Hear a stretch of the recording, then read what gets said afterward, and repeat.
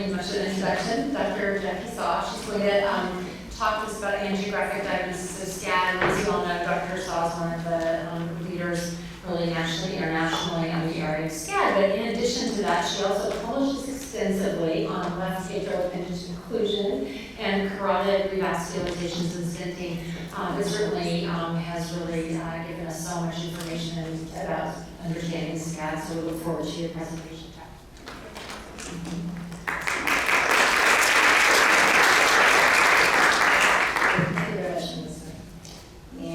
So this talk is on diagnosis of SCAD and coronary angiogram. And I'm an angiographer, so this has always been a big interest of mine. I'll just start off with the first case that I saw many years ago. It was almost 10 years ago. That sort of just highlights again how poor the coronary angiogram is to diagnose SCAD. So this is a young woman. Some of you, Okinawa, remember this case. 33-year-old female, G6, P6, meaning she's had 6 pregnancies and 6 deliveries. And she's 11 months postpartum. And she was breastfeeding at this time. And Dr. Wong, I saw him, he's somewhere here. Oh, there he is. You remember this case. So he referred to me and said, this lady's coming in. You know, she had non-standing pain, etc. What we thought about is, well, this probably is going to be a pericardial SCAD, right? So postpartum SCAD. So she came in here, and we did the first angiogram, and I looked at this, it's like, well, I don't know if it's really SCAD.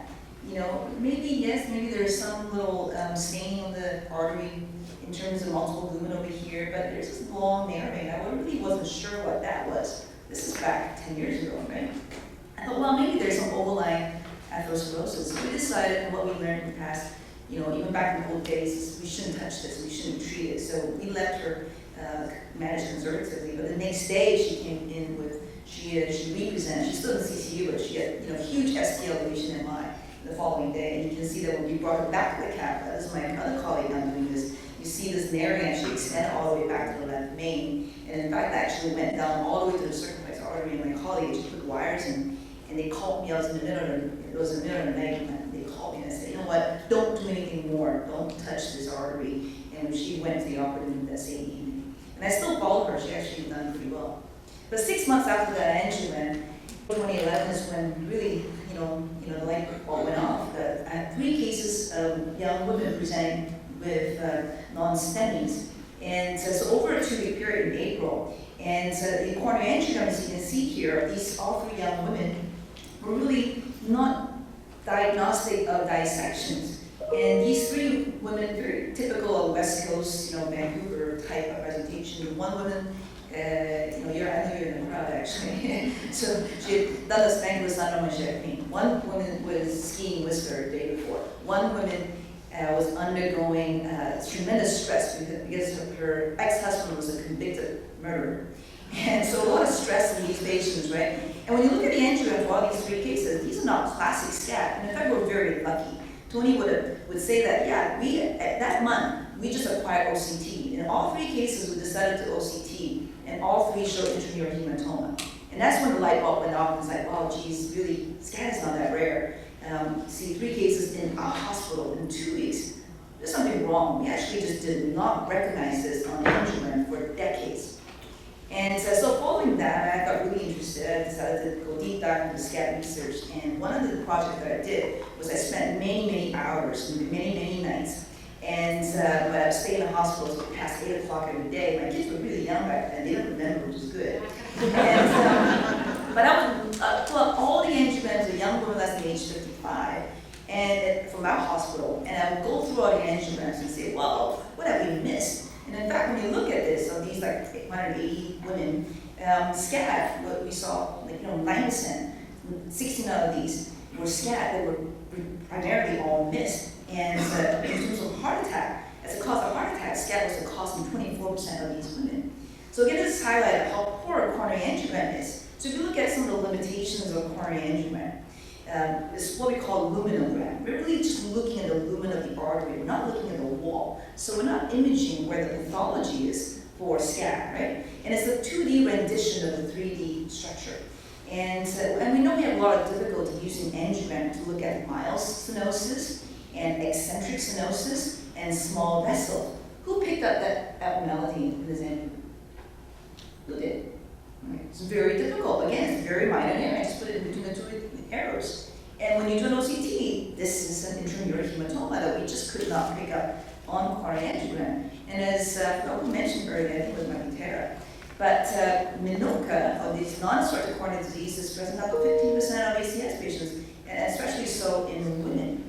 So SCAD clearly has been underdiagnosed for many decades, not only just from coronary angiograms being poor, but also low clinical index of suspicion for many years. And we as angiographers really have not really understood what these other variants of SCAD could look like with angiogram until very recently. So we're not familiar with the other angiographic variants. And for the most part, most of us don't do a lot of intracoronary imaging. So if you look at the previous classification of dissection, this is very old. This is back in 1985. This is in the pre-stent era. It's really not applicable with the current SCAD that we describe because it really does not include cases where interval dissection is not there. So many years ago, after reviewing so many coronary angiograms, we decided to come up with our own classification of SCAD to be more applicable, right? So type 1 is really the dissection appearance that we are more used to. That's what we've been taught in medical school. We can see multiple lumen. And I always joke, type 1 is the ones that, like a high school kid can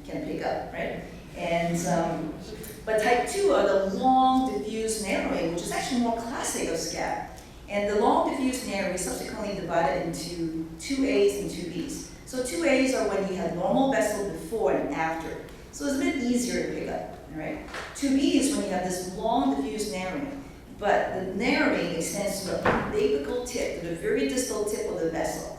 So sometimes you can get mistaken calling this a normal vessel tapering. That's the one that a lot of people can miss. And then type 3 looks or mimics atherosclerosis, where it's generally shorter blockages, what we call focal to tubular narrowing. And in these cases where you do need some other additional testing like intracoronary imaging. And I won't go into details about intracoronary imaging. Dr. Fallon's going to talk about this later, but you have two essential tools, OCT or IOS. And this is a general, I'm going to shut that thing off. So this is the general diagnostic algorithm. So if you have a patient where you're highly suspicious of dissection, especially in younger women, you have no cardiovascular risk factors, or they have FMD and other etiologies, you will want to do a coronary angiogram early. If you see this type 1 appearance, then you make the diagnosis of SCAD, and you don't need to do additional tests. If you don't see that, but if you see you should look for a long diffuse narrowing, so that's type 2 SCAD. If you see the long diffuse narrowing, you want to make sure there's not a spasm, so you get intracoronary nitroglycerin. And if you're still uncertain about it, you might think about repeating angiogram in a few weeks or doing OCT like this. But after you've seen type 2 for a while, it becomes ingrained in your mind. It's like interpreting ECG. You've seen type 2s for a while, you will recognize that it's SCAD. So most of the time, we don't need to do additional imaging in type 2. Type 3 is the one where it looks like cholesterol because it's so short. So those are the ones where we might need additional imaging. So Olga alluded to this study, and I'm really fortunate that we have such great collaboration in Canada. This study, the Canadian SCAD study, we were able to conduct this in 22 sites, 20 in Canada, two sites in the US, and we enrolled 750 SCAD patients within 5 years. So I'll show you some of the results that we've seen on the angiogram in this study. So importantly, of the 750 angiograms, we actually had 1,000 dissected arteries, and all these were adjudicated in the core lab by John Mancini. And so what happened, in Canada primarily, the angiogram was done by radial in about 75% of cases, and by femoral in about a quarter of the cases. And of these, only about 7.6% required intracoronary imaging with either OCT or IOS. And when you look at how many arteries are affected, so forth, majority affect a single segment, but in about 14% of cases, 13 to 14% of cases, you have non-contiguous involvement, meaning a couple of areas separate, not together. And so what we call multi-vessel SCAD. And any coronary arteries can be affected. It's, can be septal branches, can be the left main, but the most common artery that's affected is the LAD in about 50% of cases. And only in about 8% of cases do these dissections affect the large vessel, the left main, the proximal part of the main vessels. And when you look at the types of angiographic SCAD, in fact, type 1, the pathognomonic SCAD, is only about 29% of cases. The majority, about 60% of cases, have the long diffuse narrowing, and roughly slightly more are type 2As versus type 2Bs. And only a small proportion, 11%, was type 3. Okay? And so if you look at flow, meaning what a vessel is occluded completely, to mean zero flow and is completely occluded, or one very minimal flow, about 29% have really minimal flow or no flow at all. Most cases, if the angiographic findings are very subtle, it's very important to look for wall motion abnormality, meaning the artery, the segment supplied by the artery is not moving as well. And that often clues in, because some of these changes are so subtle, you need to go back and look at the angiogram multiple times to pick up where the blockages are. All right?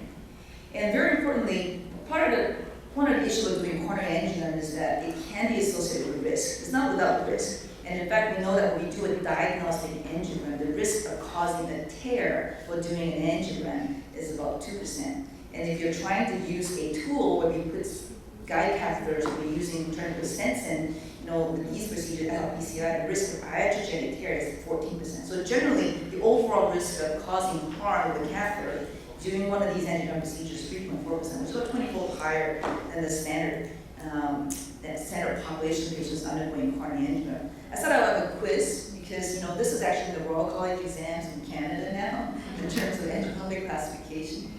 So here, maybe a raise of hand. Somebody just shut up. What angiographic pattern is this? 3.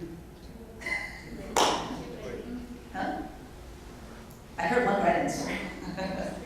Okay, this type 2A, right? Because you have normal vessel before and after, but the disease is all the way down here. The dissection is all the way down here. Okay, so long. This is a type 2A. And this one here, this is a very remarkable case. You see how tortuous this artery is? It's extremely tortuous. You're meandering over some Mississippi River here, right? And the most interesting thing is, this is not a woman. This is a man. This is a man with SCAD.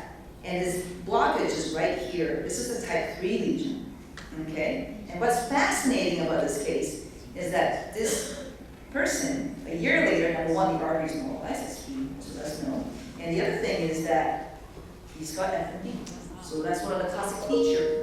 Coronary FMD can result in remarkable coronary tortuosity that can result in SCAD. Okay, this one should be easy. This is a high school question. What classification is this? Oh, thank you. All right, last one. What is this one? This is not easy. Very subtle, okay? But I'll show you subsequently. This is, I think you will let it run one more time, and I'll show you the next one, a month later. You see how the vessel is normalized now? Okay. So, all right, so let's go back again. I'm going to go back here. Did you pick it up, Stefan? You're joking here. Did you pick that one up? He said what I said. Did you what? It's too big. Oh, thank you. Good. Okay. See, it's teachable. It's teachable. Teach old dogs new I tricks. said to me, and he goes, Julie! All right. Getting better. Very good. Excellent. That's great. That's what we want to know. So I just meant this to be a short talk. So again, I just want to emphasize SCAD is not rare. It's just we missed it so many decades, right? But we still don't know the true prevalence because we're still underdiagnosing. Even the most seasoned interventional cardiologists, we would still miss this sometimes because some of the changes are so subtle. But it's certainly SCAD should be the differential diagnosis of any young women, middle-aged women, even all women with MI should think about SCAD. And we all need to have a better clinical index of suspicion, and we all need to be better in recognizing SCAD and angiogram. Sometimes you might need to use OCT or IRIS, but we all need to be very careful. If you were to do a coronary angiogram in a patient with suspected SCAD, you have to be extremely careful. Start with diagnostic catheters. Don't use guides. You need to make sure you have good techniques. Don't have deep engagement. You want to be coaxial with a catheter. And I prefer to use camera in these cases for sure. Avoid automatic injector. Inject very gentle and limited injections. So those are key to prevent complications with SCAD.